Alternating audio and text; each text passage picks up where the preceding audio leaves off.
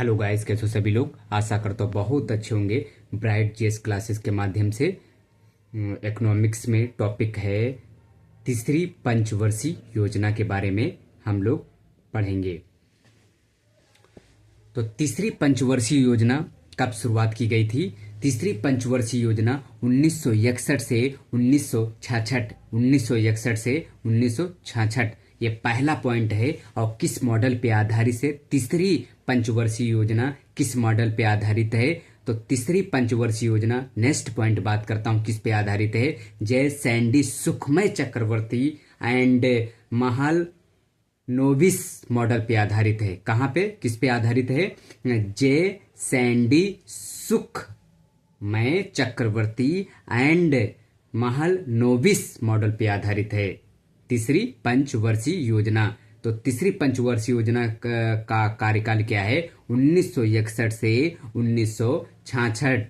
Next point क्या है? इस योजना का उद्देश्य क्या है? इस योजना का मेन ऑब्जेक्ट क्या है? इस योजना का मेन ऑब्जेक्ट है कि इकोनॉमिक्स को आत्मनिर्भर बनाना, इकोनॉमिक्स को या अर्थव्यवस्था को आत्मनिर्भर बनाना। Very very most important question है। तीसरी पंचवर्षीय योजना का मुख्य उद्देश्य क्या है? अर्थव्यवस्था को आत्मनिर्भर बनाना। दूसरा अगर उद्देश्य की बात करूं, अदर उद्देश्य क्या है तीसरी पंचवर्षीय योजना का? कि स्वतः स्फूर्तिवान, मतलब स्वतः स्वयं, तो इसको इंग्लिश में बोलते हैं टेक ऑफ स्टेज, बनाए जाने पर जोर देना, बनाए जाने पर, टेक ऑफ स्टेज बनाए जाने पर जोर देना। इस योजना के अंतर्गत अगर बात करूं तो निम्नलिखित टारगेट डिसाइड किए गए या निर्धारित किए गए। कौन कौन से लक्ष्य हैं, कौन कौन से टारगेट हैं? थर्ड सेकंड योजना से थोड़ा सा ये योजना जो है वो पढ़ने में थोड़ा सा अजीब लगेगी, लेकिन नहीं, हर एक टॉपिक को अपने तरीके से पढ़ना है और समझना है। तो नेक्स्ट पॉइंट क्या है? इस योजना के अंतर्गत निम्नलिखित टारगेट डिसाइड किए गए। कौन कौन से? कि खाद्यान्न उत्पादन में आत्मनिर्भरता करना, आत्मनिर्भरता प्रदान करना।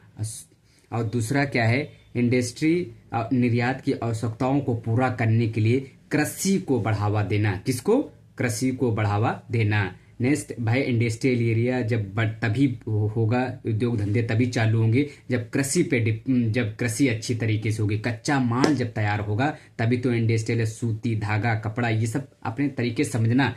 और इस्पात उद्योग को बढ़ावा देना, और रासायनिक केमिकल इंडस्ट्री को, और आयरन इंडस्ट्री को, और ईंधन शक्ति विस्तार, ये सब बढ़ावा देना। ये सब टारगेट डिसाइड किए गए किस योजना के अंतर्गत? तीसरी योजना के अंतर्गत। और नेक्स्ट पॉइंट क्या है? तीसरी योजना के अंतर्गत कि अवसर की समानता को बढ़ावा देना तथा आर्थिक समानता पर बल देना। आर्थिक मतलब इकोनॉमिक समानता पर बल देना। नेक्स्ट के पॉइंट है बहुत very very most important paper के लिए, एग्जाम के लिए, कि भारत और चीन के बीच युद्ध 1962 में और भारत और पाकिस्तान के बीच युद्ध 1965 में। तो इसके दौरान पूरे इंडिया, पूरे कंट्री, पूरे भारत में भीषण सूखा पड़ जाने से तीसरी योजना पूरी तरह से असफल रही। अब ये क्वेश्चन पूछता है कि तीसरी योजना पूरी तरह से असफल क्यों रही? क्योंकि भाई दो युद्ध, बहुत बड़े बड़े कंट्री से युद्ध चल रहे थे। भारत और चीन के बीच सीमा विवाद था, और भारत पाकिस्तान जो कश्मीर का विवाद था। तो इसके वजह से 1962 में चीन का युद्ध हुआ और 1965 में पाकिस्तान भारत का युद्ध हुआ। तो 1965 से 1966 के दौरान भीषण सूखा पड़ जाने से तीसरी योजना पूरी तरह से क्या हुई थी? असफल रही। इसी योजना के अंतर्गत 1964 में सोवियत संघ, इसी योजना के अंतर्गत अगर बात करूं तो 1964 में सोवियत संघ, रूस का बहुत बड़ा क्षेत्र जिसको सोवियत संघ के नाम से जाना जाता है, तो रूस सहयोग किया। एक बोकारो, झारखंड में जगह का नाम है, तो Bokaro iron and steel industry की स्थापना की गई। रूस की मदद से Bokaro iron and steel industry की स्थापना की गई। देश ने बहुत मदद किया। रूस हमारे इंडिया को रूस ने बहुत हेल्प किया।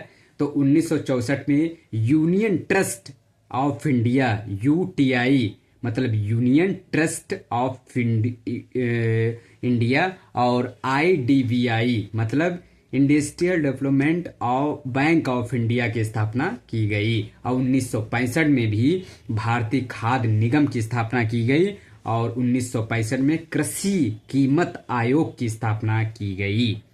ये सब पॉइंट टू पॉइंट है, इनको पढ़ना बहुत जरूरी है एग्जाम के लिए। Very very most important question आते हैं यहाँ से।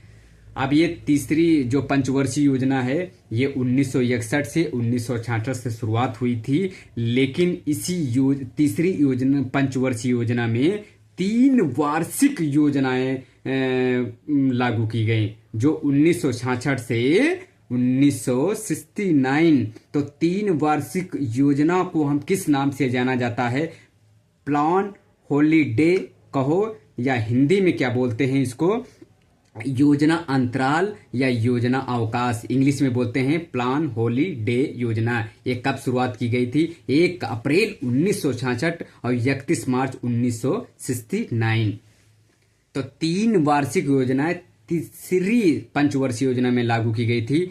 3 वार्षिक योजना इसलिए किया गया था क्योंकि चीन तथा पाकिस्तान से युद्ध होने के कारण देश की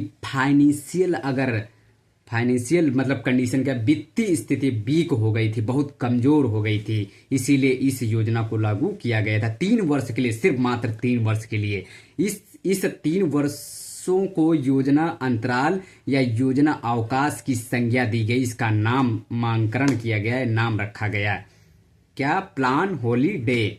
ये 3 वर्ष के लिए कब शुरुआत की गई थी? 1 अप्रैल 1966 से 31 मार्च 1969। 3 वर्ष के लिए ये 3 वार्षिक योजना किस योजना में लागू की गई? ये क्वेश्चन आता है। तो तीसरी पंचवर्षीय योजना में क्यों लागू किया गया था? क्योंकि 3 वार्षिक योजना इसलिए लागू किया गया था कि चीन तथा पाकिस्तान से युद्ध होने के कारण देश की वित्तीय स्थिति कमजोर हो गई थी, फाइनेंशियल कंडीशन क्या हो गई थी? वीक हो गई थी। इसीलिए इस योजना को लागू करना 3 साल के लिए रखा गया था टाइम, इसीलिए इसका नाम रखा है योजना अवकाश कहो या योजना अंतराल, या इंग्लिश में बोलते हैं प्लान हॉलीडे। भाई किसी घर में प्लान नहीं, शादी वादी करते हो तो प्लान नहीं होता, प्लान डिसाइड कर योजना करते हो भाई कि शादी करना ये करना, इसीलिए इसको तब तक के लिए चलाया गया। चौथी पंचवर्षीय योजना अगले नेक्स्ट वीडियो में बताने की कोशिश करूंगा, लेकिन एक पॉइंट और तीसरी पंचवर्षीय योजना का वेरी वेरी मोस्ट इंपॉर्टेंट है कि 1966 से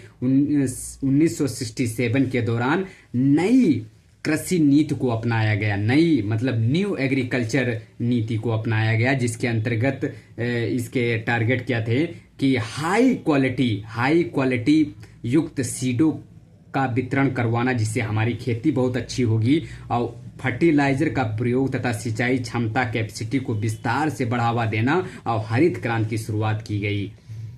तो ये very very most important question सभी के लिए है।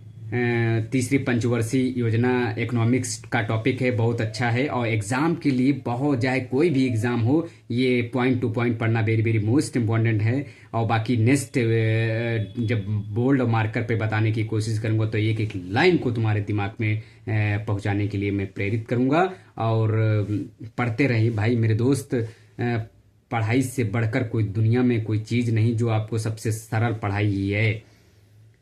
तो वही कहा जाता है, एक टिप्स है कि भाग्य कोई बड़ा नहीं, हारा वही जो लड़ा नहीं। तो पढ़ाई करते रहिए, मोटिवेट होना भी बहुत ज़रूरी है। 100 किताबें पढ़ने से अगर 100 किताबें 4 बार पढ़ी जाए ना, उसको बेटर माना जाता है। Thank you so much.